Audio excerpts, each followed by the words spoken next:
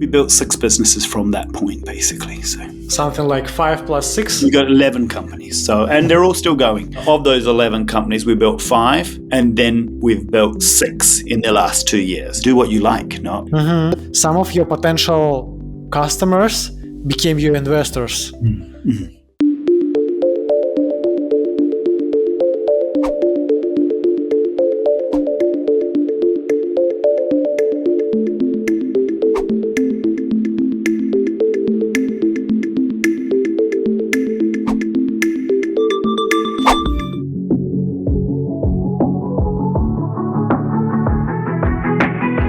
Look, I'm really happy to have you on my podcast, and please introduce yourself, how you describe yourself to founders, investors, or someone else in the venture builder ecosystem. Yeah, my name is Luke Robinson. So I'm a weird mix between a venture builder and kind of an academic. So I still do research. Our venture builder also does in-house research and does a lot of IP. Even when I was doing my PhD in physics, in quantum computing, actually, at Cambridge, I was still running a company at that time. It was actually on legal accounting software. But it came through that kind of process of kind of academic research, thinking that I can do everything at the end of it, and then doing some startups, and then realizing actually that I can't do everything. And that, like, I suppose, a much greater appreciation for diversity of skills, diversity of talent, particularly in relation to kind of more the academic sort of spin-outs or deep tech space. And the Venture Builder kind of was created off the back of that belief. So starting to get a group of friends around me who I knew had skills that I don't have and enjoyed doing things that I hate doing.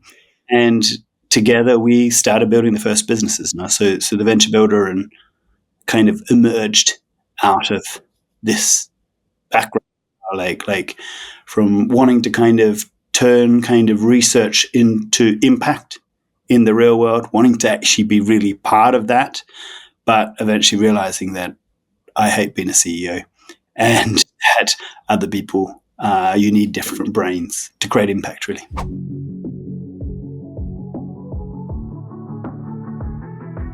When you started, so like when the post-urban venture started, and did you do something before this? Which led? So I created a solar energy company that focuses on commercializing multi-junction solar cells and turning them into combined heat and power sort of systems for industrial plants, particularly kind of waste processing plants. And I actually did a lot of work in Portugal at the time. I ran that for 5 or 6 years after the PhD. And eventually, when everything got beaten by Chinese solar panels, I started to reflect on this a little bit now. So I was the CEO of that business. I created the IP. I filed a bunch of patents, raised the money, and ran that for 6 years. And off the back of that, out of the self-reflection of this a bit, that's where the kind of the appreciation came more to building companies in a more collaborative way and try to be a bit more systematic in relation to deep tech businesses. Basically. In 2016, you started. It happened a bit before that, but it was a bit more ad hoc. So it became a bit more systematized.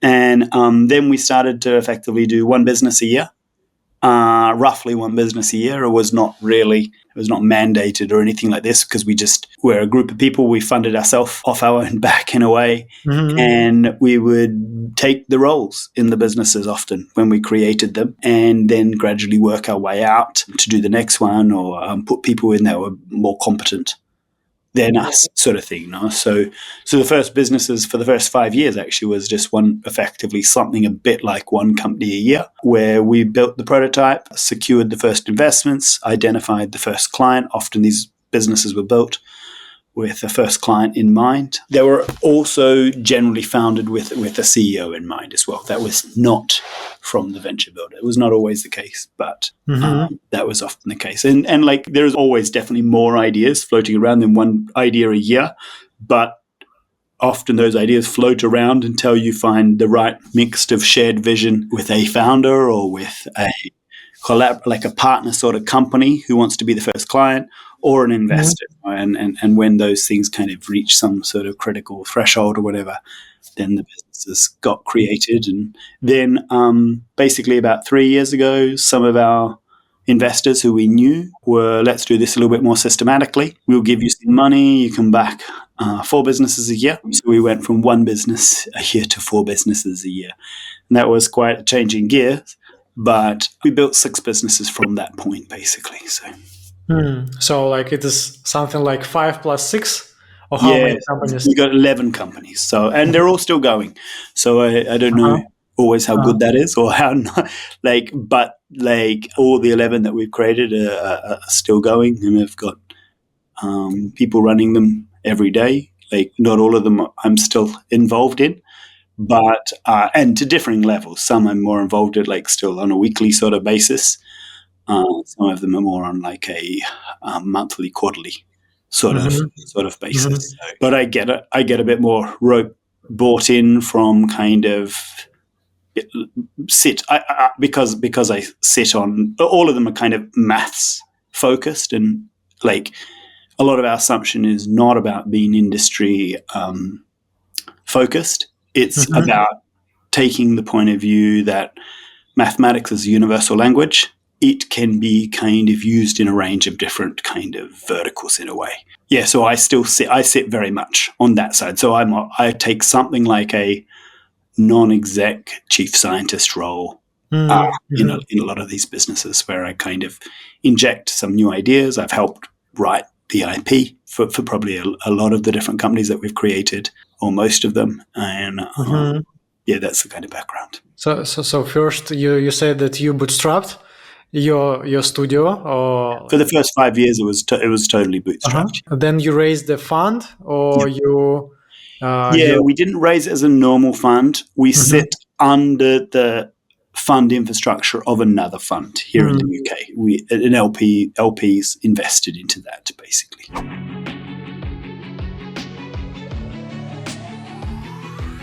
Can you share like how many investments did your 11 startups attract? How many investment rounds have Yeah, they yeah, attracted? and Or how amounts. Yeah, much money in total? yeah, yeah. Probably all of them of the 11. All have obviously done a pre-seed round. Yeah, it's hard to define the distinction between pre-seed and seed, but one has done an A. 2 more are kind of coming up to their A now. Probably there has been, actually, there's probably been about 7 seeds, sort of thing, or something like this. So I think the total money raised across all the businesses would be in terms of VC rounds. We also often bring grant money in as well. 25 million has Mm, gone across the mm. businesses. 25 million. Yeah, And maybe a so little bit first, higher than that, maybe 30 uh-huh, million sort of thing, I think. uh-huh. So you Yeah. said that all startups attracted some kind of pre-seed round, maybe Yeah. from your fund. So just to Yeah. So clarify. of the last 6 that we've done, 4 were from our fund. The last 2 were effectively from our fund, but we only put half the round in. We brought other investors in as well. So the last 2 we did raise, we effectively bought in about 300. Mhm, And the CEOs we founded those businesses with bought 350 and 450 of cash to mhm. sit alongside our money. That worked very well, actually. So I think they were both repeat founders, basically, in these businesses who had good networks with either some personal money in one situation, and equally investors that really they already knew would back them, given that we bought the first money.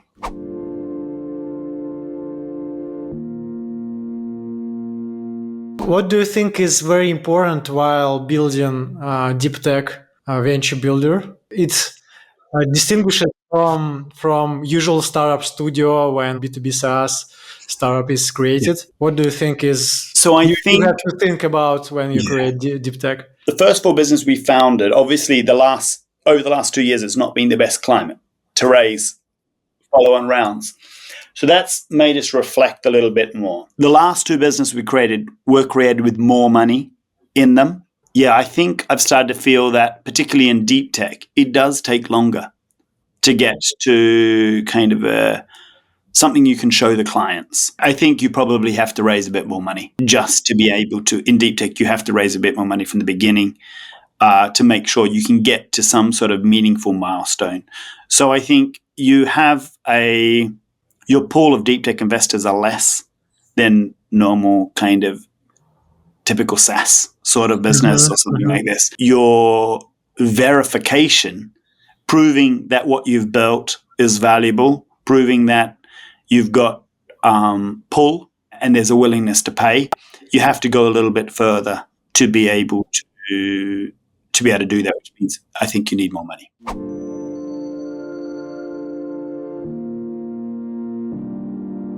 How validation is look like in this kind of deep tech startups.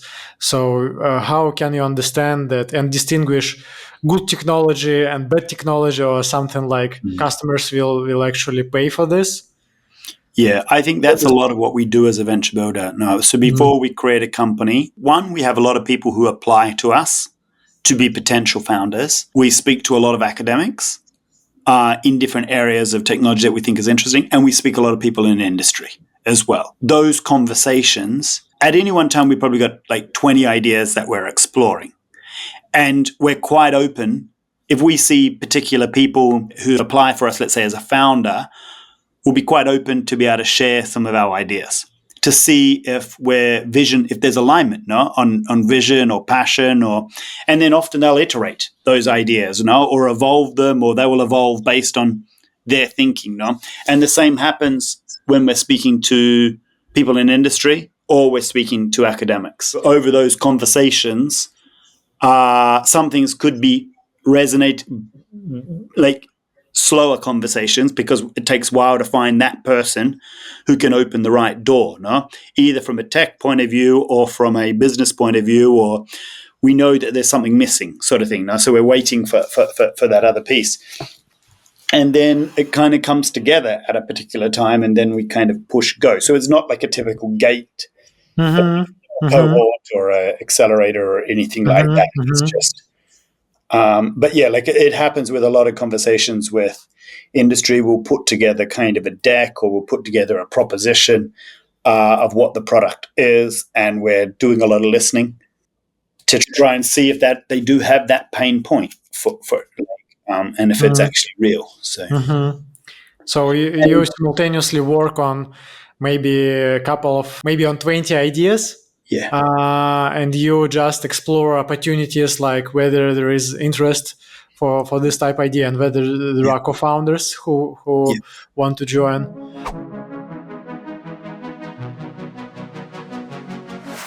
Can you describe your some of deep tech ideas and describe process of what were your assumptions or hypothesis about this business idea or technology specific, and then how it reached revenue and customers who pay for this?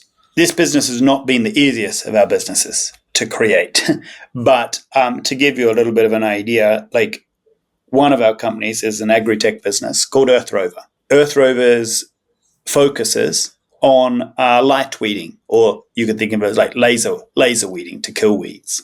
As a venture builder, we were like, AI and robotics is going to transform agriculture. Where you can make the biggest difference is likely to be in organic farming, no? Where you've got a high value crops, particularly was the focus, and also kind of where you're struggling to get a lot of hand labor.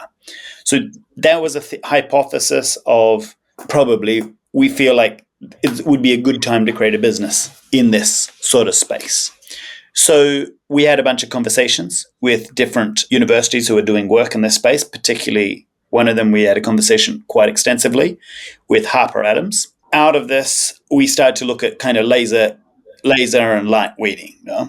And at the time, 5-6 years ago, this was, when you look at the economics of it could never be economical at that point in time, because the compute from the GPU perspective, and more importantly, the cost of the kind of light weeding sort of laser high powered diodes was too expensive.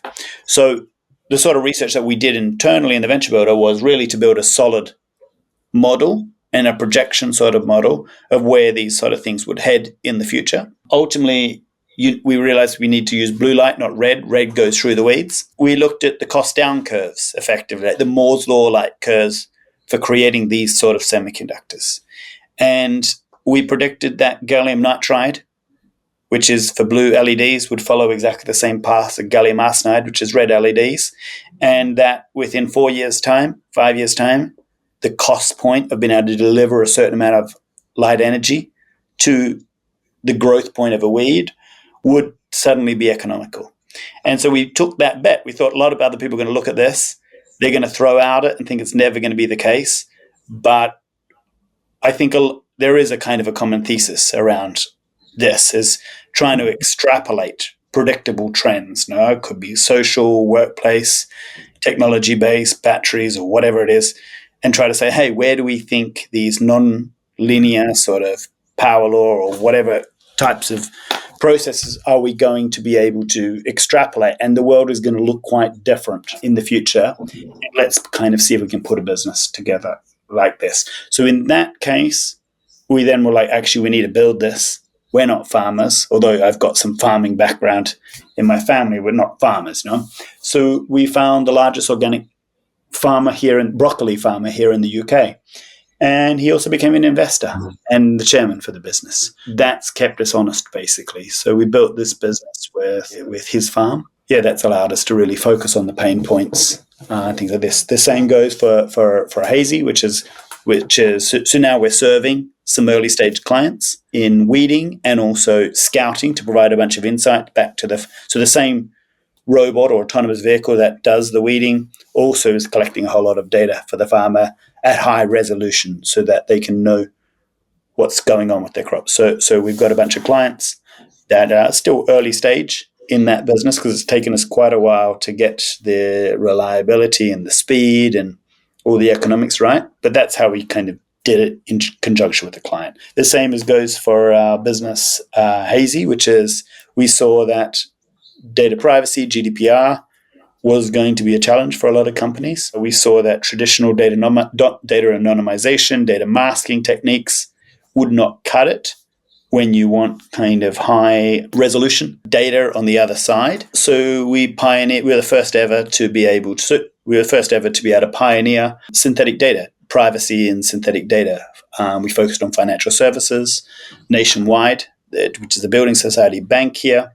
Was one of the investors, and soon Microsoft also came on as an investor, but Nationwide was one of the first. They're at a very early stage to kind of allow us to focus on kind of internal processes and what's going on in financial service companies in relation to privacy. Another business was built around health metrics and tracking the health and well-being of chickens. We saw that, people are worried about kind of how chickens are looked after and the standards and things like this. In that company, we built that business with one of the largest chicken farmers in the UK, and with a bunch of early conversations with Marks and Spencer's. I think we also had some Sainsbury's, a lot of earlier Sainsbury's conversations in there. And interestingly, we predicted that there is obviously performance aspect of how well are your chickens, no? But in terms of growth and like productivity. But we predicted very much that actually where it's going to land is this kind of ethical tracking and benchmarking. And this has actually been really the case, no? And it's now being led very much by the customer's demand sort of thing to push standards and things like this. So that would be kind of another company. One of our more recent businesses, which we've set up, the two of the recent ones are MindBloom and Tillo.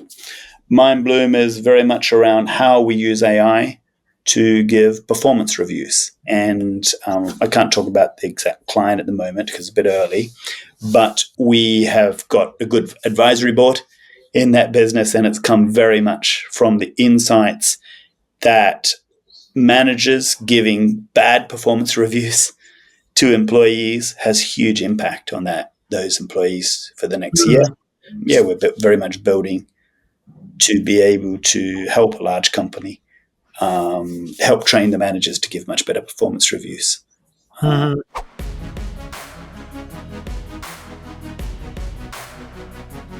Can you describe what is the process of collaboration with universities or scientists? Like, do you attract university as a co-founder, or you just source some scientists or professors there? Yeah, So how does it work? And also, like, if you can describe what is equity splits in your venture studio when you partner with other entrepreneurs, attracting them as CEOs, yeah, or with some scientists from universities. So, like, yeah. you described what's your So equity split is.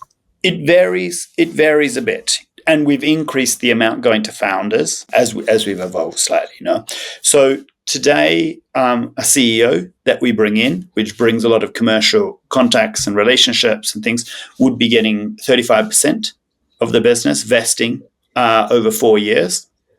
We are acting as the technical co-founder until a prototype is built. And that also kind of keeps some aspects of research internally. We are then looking to bring in like a CTO that will help much more with growing that tech team, taking it much more independent and scaling the technology. And then that person, depending on where we bring them, is probably on 20-25% sort of equity. And then there is an additional option pool for other employees, 10-15% sort of thing of it. And then different people in the venture builder, depending on the needs of the company, will have some equity on the cap table as vesting or on the advisory board. And the venture builder is taking 20% in the business as well. And then the VC fund invests on the top of that.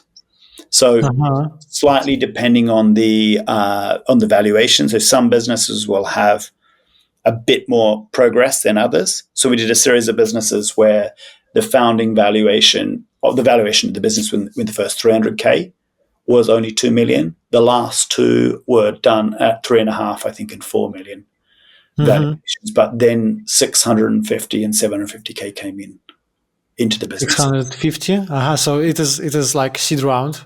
Yeah, it's a, well, I think we're calling it a pre-seed round Uh-huh. because it is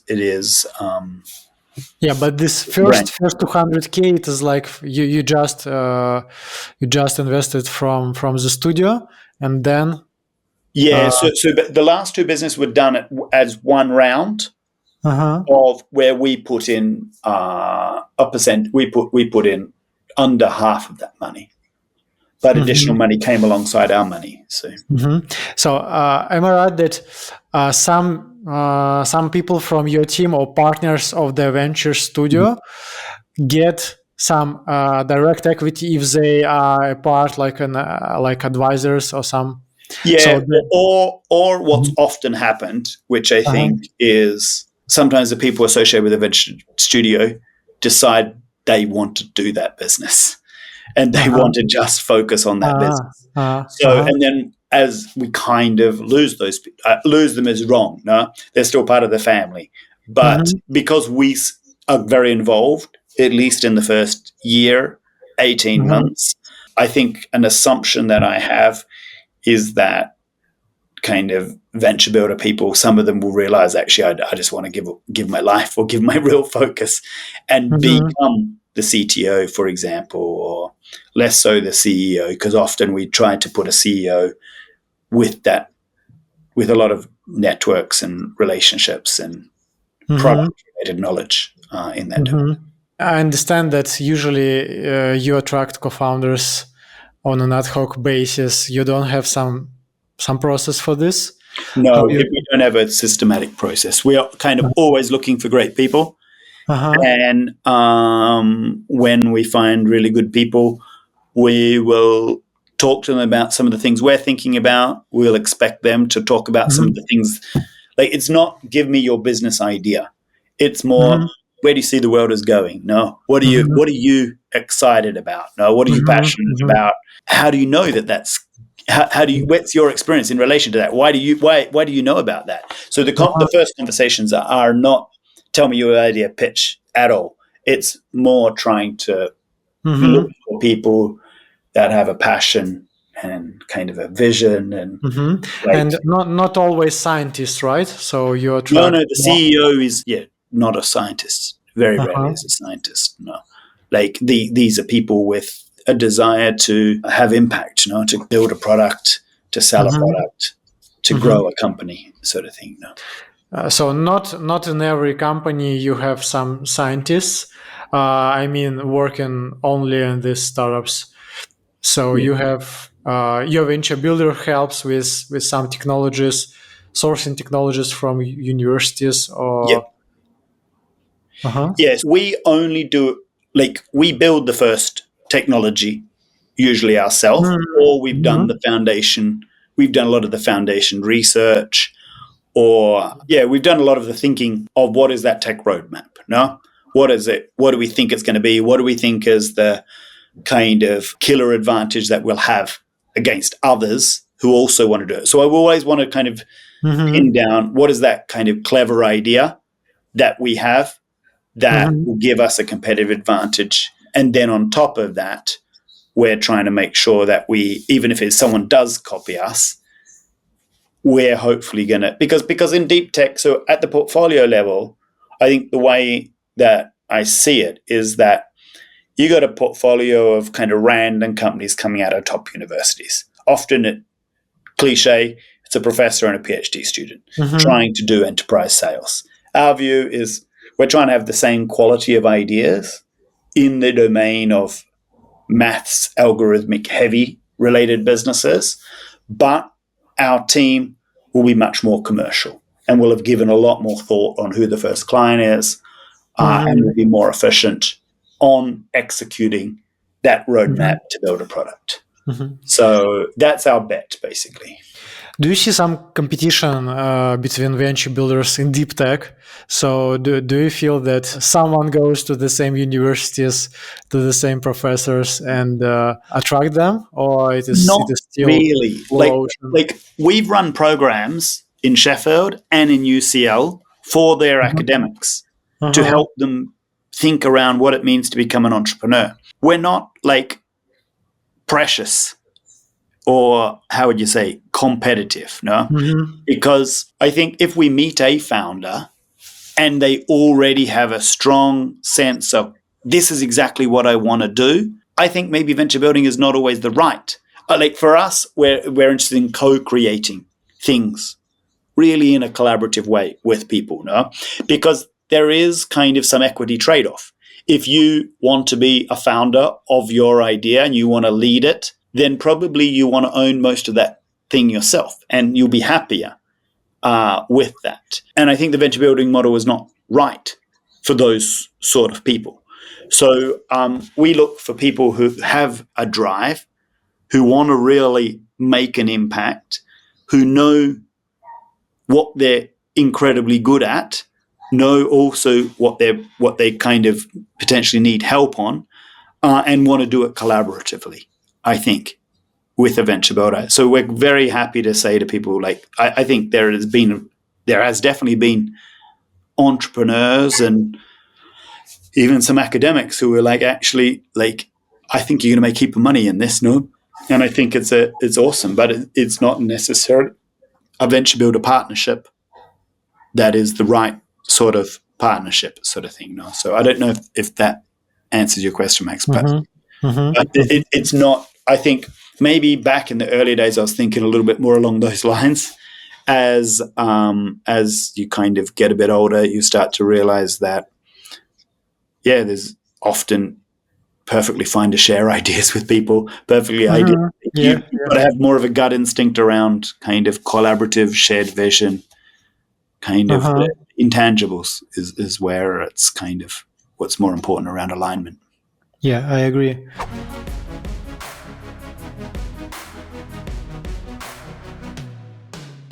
In most cases, from what you start, so you start from a technology and you're looking for its application in some spheres, or you start with some ideas or entrepreneurs and then look what technologies can be a base of the company. It's both at the same time. I think we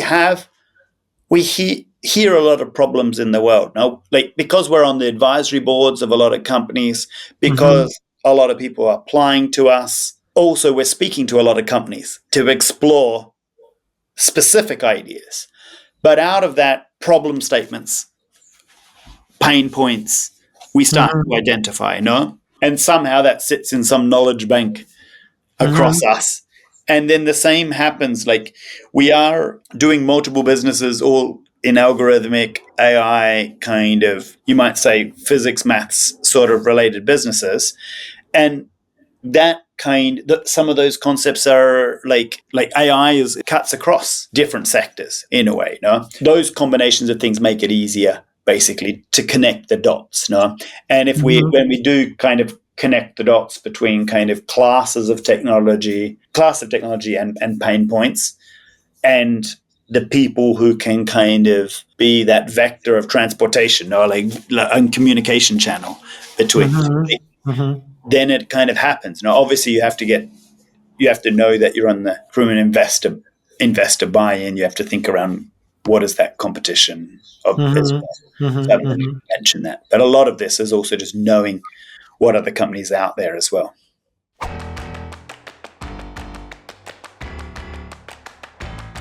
Can you elaborate on investments? Like how much capital did Studio invest?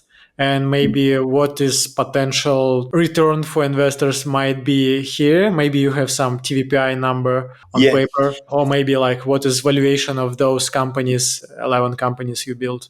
Yeah, the total valuation today of the 11 companies that we've built, I remember of those 11 companies, we built 5. And then we've built 6 in the last 2 years, no? So or just under 2 years. So those half of them have not done their next rounds yet. So but of the first 5 and plus these others, probably I think we're about 85 million portfolio value. So it's a bit hard to be able to map that to an IRR because all the first was really sweat equity. And we were not. I don't know exactly how to turn that into a financial projection, but we're raising a fund at the moment with the aim of doing the pre-seed and the seed round, where we as the venture builder can be laser focused on getting the first 1 million ARR into the company. We're obviously we wouldn't be taking every pre-seed to the seed, no? But I think the thing that we've become more convinced of is this, particularly in the deep tech sort of space, is to be able to run with a vision and run a little bit of an internal funnel, but with that focus on everything trying to get that first 1 million of revenue. Because we feel that it structures the company correctly, or it structures your activities correctly. And then you can think around how to gain efficiencies in the way you get a lot of additional efficiency. So that's where we're kind of focused on at the moment, actually, is to try and get on board some additional backers, potentially partners as well. It doesn't have to go into our fund, but to allow us to kind of push on that, and probably to go, instead of doing 4 pre-seed checks, we might go up to 5 pre-seed checks, convert those 5 pre-seed into probably 3 seed, and then those 3 seed, hopefully 1.5 to 2 would turn into A rounds. And we're not intending to do the A rounds ourselves. If someone gave us additional money, we'd do a small percentage, but we wouldn't lead round. So there's no way as a fund, basically. We have very good relationships with Cambridge, with Oxford, Imperial, UCL. From your story, so first you said probably 2 times you mentioned that some of your potential customers became your investors. What do you think also like are great ways to attract investors? So they might be your customers, they might be your, I don't know, connections, or who might be investors in deep tech? I think that's happened 3 or 4 times actually out of the 11 businesses.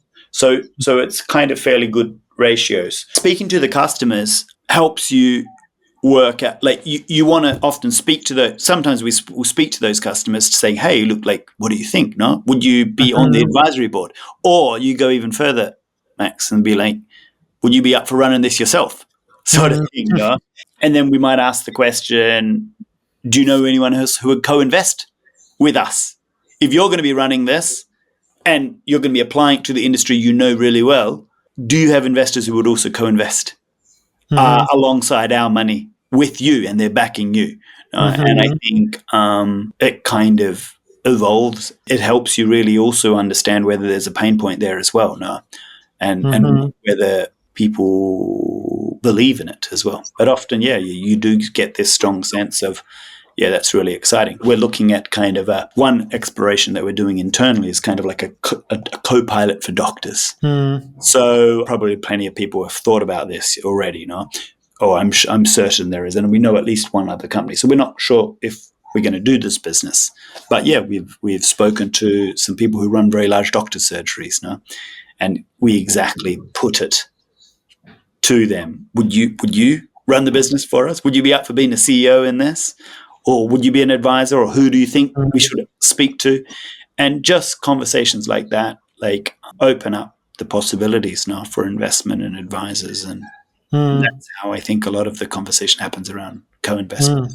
Interesting A model. lot of what we do is really discussions with lots of people. So I think if you can run a venture builder, you have to have lots and lots of meetings with lots of people, and bit by bit be connecting the dots.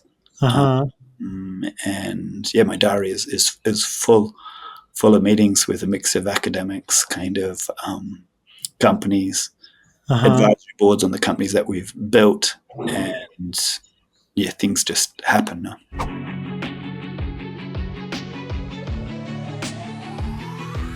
How do you handle intellectual property when collaborating with universities? So we've done a few. So far, it hasn't been a real issue, because often the core ideas have happened internally in the venture builder, but we leverage expertise, specific kind of, how to say it, sector-specific expertise from the academic. So let's say we're connecting some ideas around optics, some ideas around plant science, some ideas around semiconductors or something like this. Like, we're kind of taking advantage of specific expertise, domain specific, that is part of a broader concept. So, but the different tech transfer offices. So in for example, with Hazy, UCL owns maybe 5% of Hazy, but equally they're fund invested as well. One of the professors we worked with owned a stake in Earth Rover when we founded it. We've done a lot of R&D grants with universities where the advantage came from a collaborative R&D project or an innovate project. We're in discussions with two key universities at the moment. One is around a biology business, and there is some IP in there that there's this concept of the background. How do we do a deal over the background? But then we want to extend that technology into an additional area, which is more around our expertise. And we're trying to pin down equity ownership on the foreground IP. But I think generally we're not ever starting with tech transfer offices. We always start with a particular research paper, speaking to a specific academic to see if they're aligned with us, because not all academics are the right sort of people to collaborate with on a startup sort of thing, let alone as founders. So I think, but generally we see academics on the advisory board of businesses, it depends on the company. One of the new companies we're looking at is around superconducting motors. The academic potential, because there is a lot of early stage research work in that company, the academic potentially will leave the university and act as the CTO, a CTO for maybe a year and a half, 2 years in that company. So we're a flexible mix.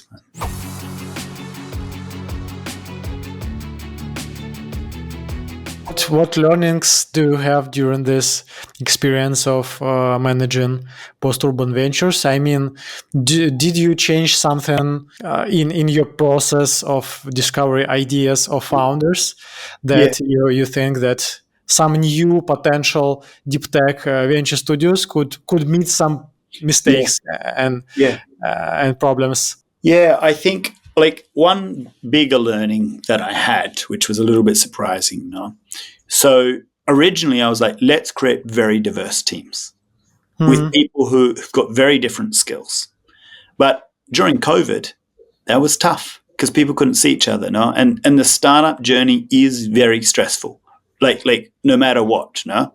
So what we realized was if you have a lot of diversity, you might trust each other in the good times, but Hmm. if you think and approach the world in a very different way, you often don't share the same level of language, sort of thing. So Hmm. we realize that you also have to choose people who you want this diversity in the team and in the skills, but you also want to be able to have people that recognize their limitations as well and are willing to trust someone else and respect someone else's who has a very different skill set and realize together we can do it together because like in the difficult times so basically what I saw is actually if you get a bunch of people. If you did, the alternative is like, let's say, three white men, sort of thing, no, from Cambridge, doing it, all thinking exactly the same.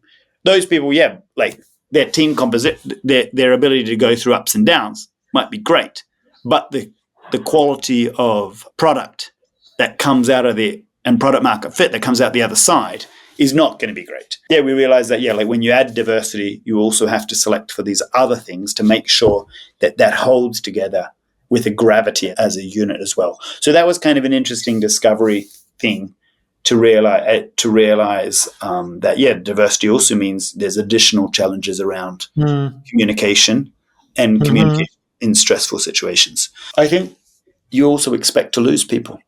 Like Hmm. a lot of the venture builder people join us as a venture builder. They think they want to work across multiple things, Hmm. but they fall in love with a business and want to really run it themselves.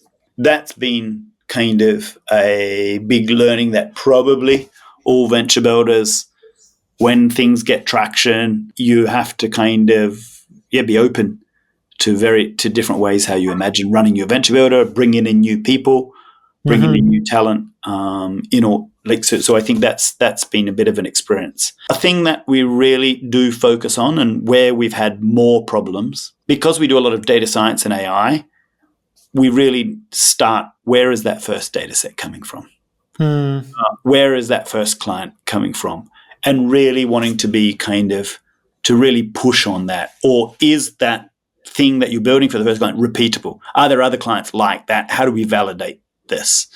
So I think the things that I've become more focused on is trying to be stricter on this aspect. Like, who is the first client? What is the pain point? How do we build kind of the right sort of networks or advisory Hmm. board to Hmm. be able to open those markets, open those sort of access? A little bit of a focus on you're going to be doing these venture build businesses that you venture build.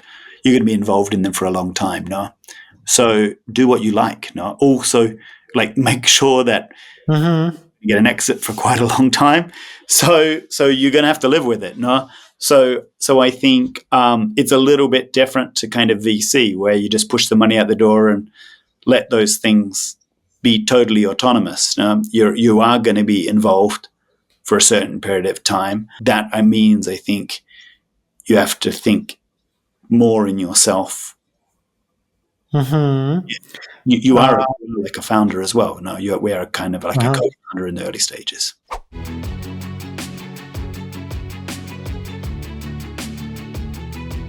My last question: if you can share some more numbers in terms of, I don't know, what is your team, how many people inside your team? If you have some numbers like revenue of your ventures, or maybe you have some benchmark like what is typical time from a foundation of a company to first revenue in deep tech sphere? So it would be interesting to know. So I think the first revenue varies. How long it takes to get to the first revenue, I think, varies a lot. No, imagine you're doing a quantum computing business, or you're creating a new type of chip architecture or something like this. I think what one defines as deep tech is also fluid in a way. But I think we've got two businesses on around 1 million ARR, and we've got two others that are kind of coming up to this amount. The others are sitting down like a fair bit. And then we've got probably maybe 3-4 businesses that are sitting at some revenue, but not like not kind of Series A sort of metrics. But the length of time is very, very different. No, like, and I think often that has been related to how hard the tech is to build. Like if it has hardware versus if it has a piece of software, like or you have 2 or 3 enterprises to get those larger contracts. I think it changes.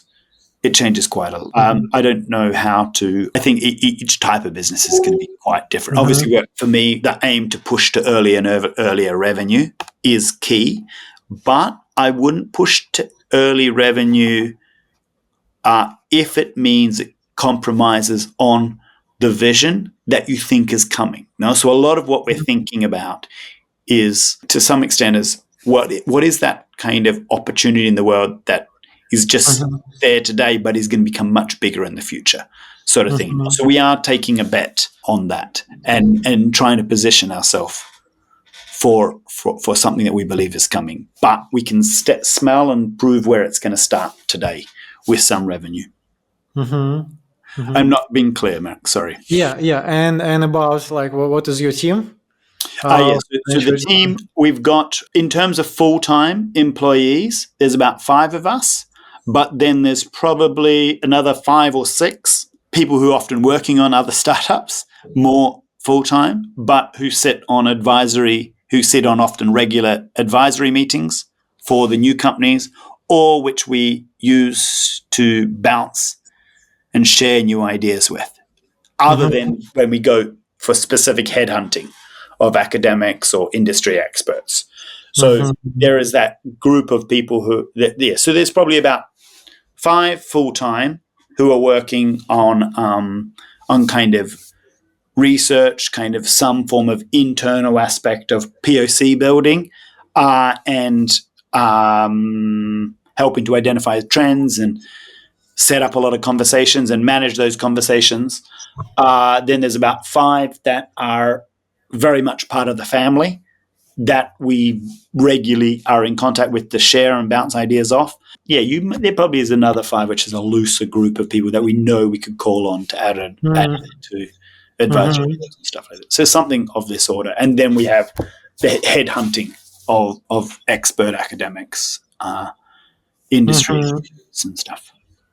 Yeah, great. Luke, thank you very much for your story, for delving deep into how a deep tech venture builder works. So this was very valuable. No, it was really, really great to speak with you, Max. Thank you very much.